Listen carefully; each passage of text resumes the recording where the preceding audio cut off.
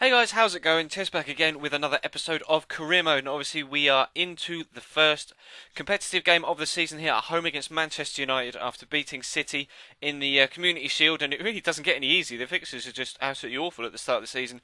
Man United at home in the first one, and we start off quite well actually, quite positively. The cross staff and tail is picked off by Lindegaard, who they always seem to play over De Gea for some reason. I'm not entirely too sure why, but Lindegaard does play the ball out. Stephen Corker wins the header, and then Nelson Oliveira just uses his strength to outmuscle Smalling, able to break free, and from the edge of the box, that is one hell of a finish on his weak foot, on his left, rifles that into the top corner to put us 1-0 up on the quarter-hour mark. And then just a few minutes after that, Yates is breaking down this left-hand side, a lovely Ronaldo chop to break inside, maybe looking for a pass to the on-rushing midfielder, but he's able to get away from the defender, gets a shot of his own in on target, and again Lindegaard has to make a good save. So we went in at half-time 1-0 against Man United, who really weren't offering too much in that first half, but Rooney here with a good decent effort from the edge of the box, just trying to find his range, but unfortunately for him it wasn't the most accurate of chances at all. But United had more of the game in the second half. We did get the initial effort clear here, but then Rooney this time deciding not to pass and just smashes it from 35 yards, and that is probably the best goal that any computer player has ever scored against me on any FIFA. Absolutely unbelievable strike from Wayne Rooney there, a good 30, 35, maybe even 40 yards out from goal. Absolutely rifles it into the top corner, but we get a stroke of luck here a few minutes later. Towards the end of the game, Vidic goes up, and again it's the physics engine that lets this time the computer down and not me. Vidic does go up with his arms, handball given, 84th minute, and Nelson Oliveira does score the penalty. Keeper went the right way, but Oliveira just put enough lift on it to get it over the top of the diving keeps into the back of the net. So we do take 3 points from our opening game. Again, heavily relying on Nelson Oliveira to score the goals for us, but a huge win for us on the opening day. And then a shock request from Jack Wilshere telling Arsenal he wants to leave, and I thought maybe Jack Wilshere could be a great signing for us as like a last minute thing. We did have an offer here coming from Nathaniel Klein from Stoke City for $10.5 million, but he is going absolutely nowhere, and neither is Kuyate. I always say Kayute, it's not, it's Kuyate. Get my vowels mixed up. But Kuyate is going absolutely nowhere. And then literally 2 days later, Wilshere is told by Arsene Wenger that he is going absolutely nowhere, and Arsene is not going to let Jack Wilshere leaves, so in the end we can't even try and get in a cheeky bid for him because he's just not for sale. But a player who is going to move out is Luca Antonini, getting a bid there from Bologna. He's just not going to play, even in the squad rotation he's just not going to play, so we're going to shift him out.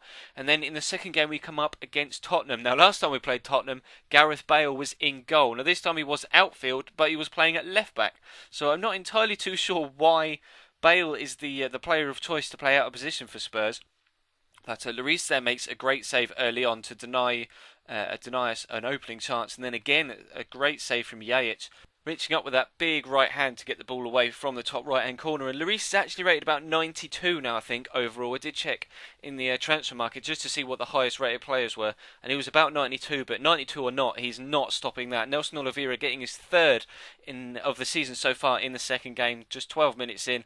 And then the rest of the first half was a bit of a non-starter. Tom Huddleston here going very, very close in first half stoppage time, trying to get Tottenham back in the game, but unfortunately for them, it was a volley that went off target. And then this is a great move from us. One of the best moves we've put together at Sunderland so far. Nelson Oliveira squeezing the ball back to Seb Larsson, who rockets that ball in at the near post.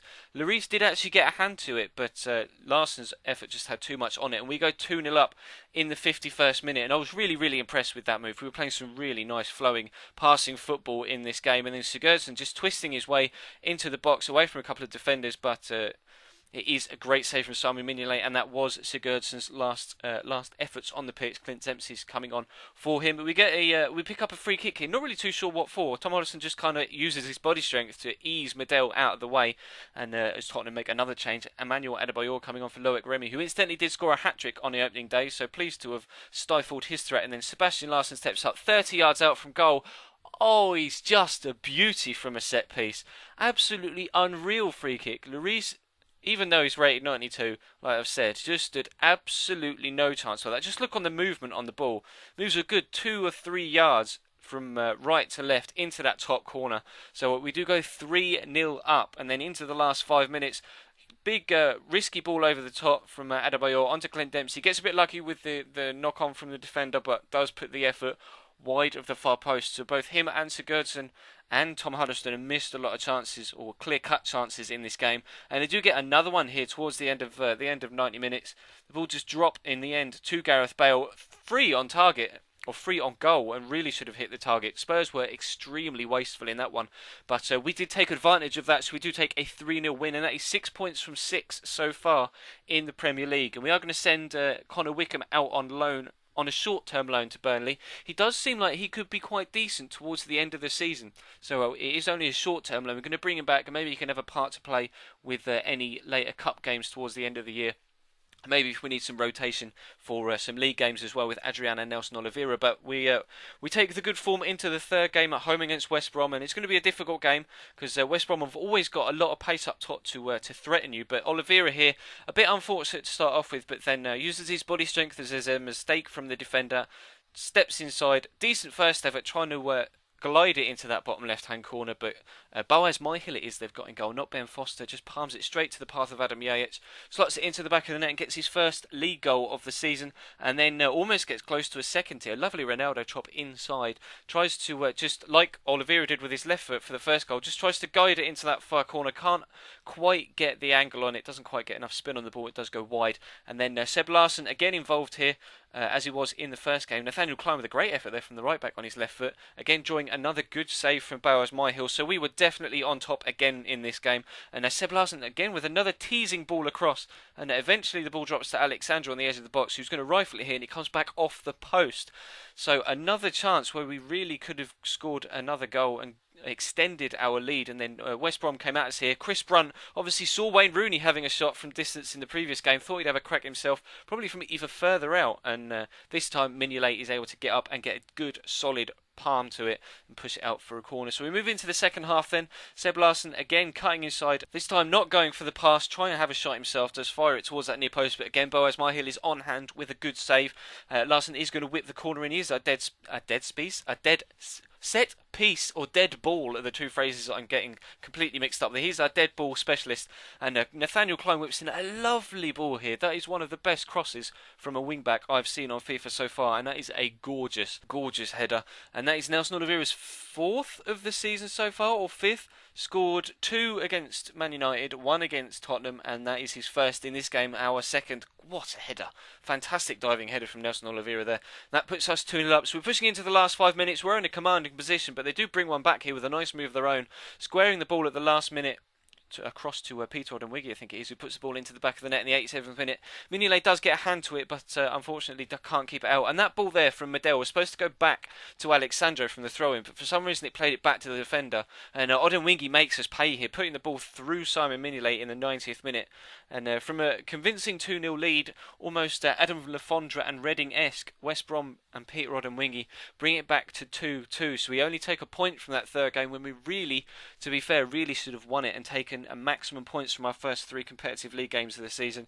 But not to be too disheartened. You know, it was a mistake, not just us getting outplayed.